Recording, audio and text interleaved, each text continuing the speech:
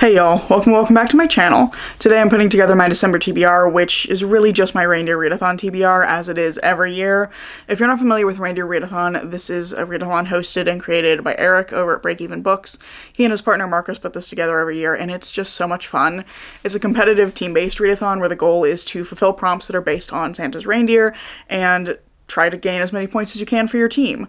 There's also bonus prompts. There's, I think, trivia happening again this year, which they did, I think, last year as well.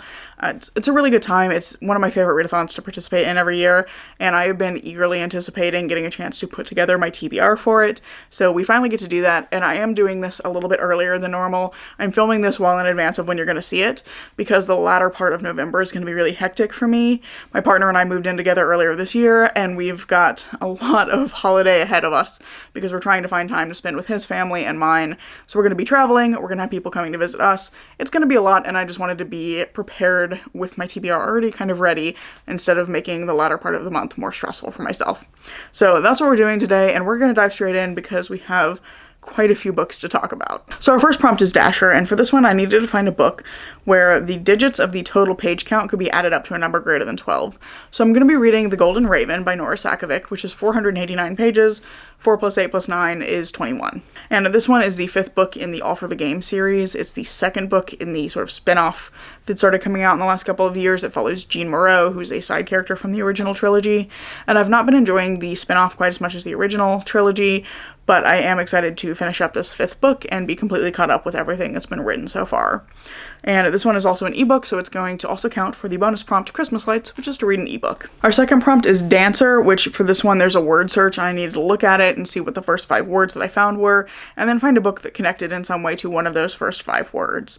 So what I ended up finding was Forbidden Love, Time Travel, Chosen One, Contemporary, and Horror. And this resulted in my remembering that I have a time travel book I wanted to give a try, because I normally don't like time travel in stories.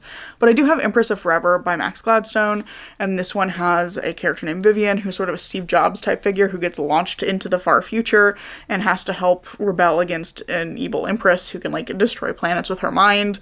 So it's a space opera, it sounds super fun, and I've enjoyed some previous short stories from Max Gladstone, so I'm excited to give it a try, and I had completely forgotten I owned it. I may have already said that, but having completely forgotten it, it was a good opportunity to kind of bring it back to the top of my mind. Our third prompt is Prancer, which is to read a book with a title that has at least 7 syllables, and I'm going to read The Legacy of Arneson House by T.L. Huchu, which I think has 9 syllables, if I counted correctly. But this is the 4th book in the Edinburgh Nights series, which is a series of urban fantasy stories that I absolutely love. This is one of the few series where I have, like, kept up with it as it's been coming out, but we're following Rupa Moyo in this one, who's this young woman who gets kind of tangled in the magical bureaucracy of Scotland, and the 3rd book in the series leaves off at a really major change in the status quo for her, so I'm really excited and nervous to see where this 4th installment is going to go.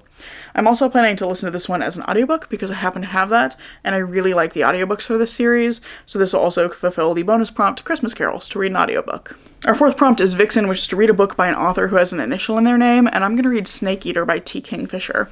I'm really excited for this. It actually comes out right at the start of December, but I just really enjoy T. Kingfisher's horror. This particular one is following a young woman who's inherited a house from her aunt who's just died, and she moves into this house in the desert and finds herself confronted by the wrath of an angry god. That's all I know. That's all I need to know. I just love T. Kingfisher's blend of humor and horror, and the way that she writes quirky characters. It just really work for me. They're just very believable, so I don't really need to know anymore to be super excited to read this one. The 5th prompt is Comet, which is based on your astrology sign. Read a book where one of the 3 listed colors is the main color on the cover. So the options for my sign were gray, blue, and turquoise. So I'm going to be picking up Firebreak by Nicole Cornerstace, which is several shades of turquoise. I even looked up turquoise to make sure that I was remembering that correctly, that I was in the right color family, and I am. So this one is a sci-fi, sort of video game sci-fi story that I'm interested in, and this was on my self-destructing books list for the year, so this is a good opportunity to read it before that list expires at the end of December. And I'm also going to be using this one for the Christmas Elf prompt, which is to read a book that's been on your shelf or on your TBR for a long while. And this one I bought, I want to say like 2021 or 2022, to read for a project I was doing where I was attempting to read all of the fantasy and sci-fi nominees from the Goodreads Choice Awards from the previous year. Our sixth prompt is Cupid, and this one was called Choose Your Pairing, so the options were to read a print book that's also translated, an ebook that is co-authored, or an audiobook with multiple narrators. And I've decided to go with the print book option, the physical book, and I'm going to be reading Murder at the Black Cat Cafe by Seiichi Okamizo, which is a sort of golden era crime story from, I think it was written in like the 50s in Japan, but it has been translated from Japanese, and it's set in 1940s Japan. So I'm really interested in this. I haven't read anything from this author before, but I've heard good things, and I think he's sort of like inspired by Agatha Christie and the other Golden Age crime authors, and it just sounds really fun. It doesn't sound as cozy as the title might suggest. I believe there's a brothel involved in the plot. It's like dead bodies found in the backyard of a brothel along with a corpse of a cat, and they're like, where'd the cat come from? Because the brothel cat is fine. So I'm really intrigued to see where this goes. It is, however, like number 7 in a series, which I didn't realize until after I bought it. So, whoops. Didn't mean to do that. But my understanding is that this series kind of operates in the same way as like the Poirot series, where you can kind of jump around and it's not really a problem. They're not like directly connected to each other. So we're going to hope that that's true. Seventh prompt is Donner, which is to read a book with something in the title that is also on the cover. And I'm going to be reading Henry V by Dan Jones.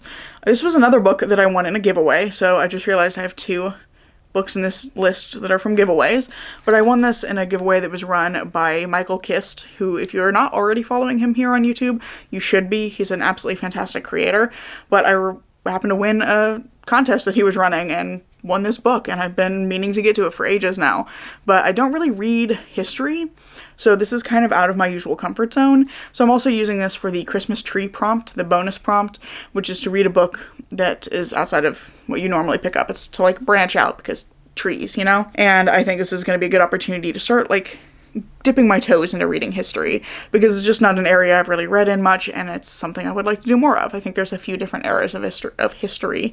It's hard to say for me, apparently. But there's a few different eras that I'd be interested in reading about, and I feel like this might be a good starting place. Oh, I didn't even explain, I just realized. So something that's in the title on the cover, you probably already figured this out, but like, there he is, Henry V. He's in a portrait in the V. That's why I chose this one for this prompt. For our 8th prompt, I actually need to put my phone away so I can pick up several things, because the prompt for Blitzen is to pick 3 books that are at least 5 years old and choose randomly between them. So let me grab the options. I wanted to also use this prompt to fulfill the books over 500 pages bonus prompt, which is the Christmas Star prompt. And so what I did was I picked 3 books that are all over 500 pages that I think this one came out in like 2007. This was like 2010s.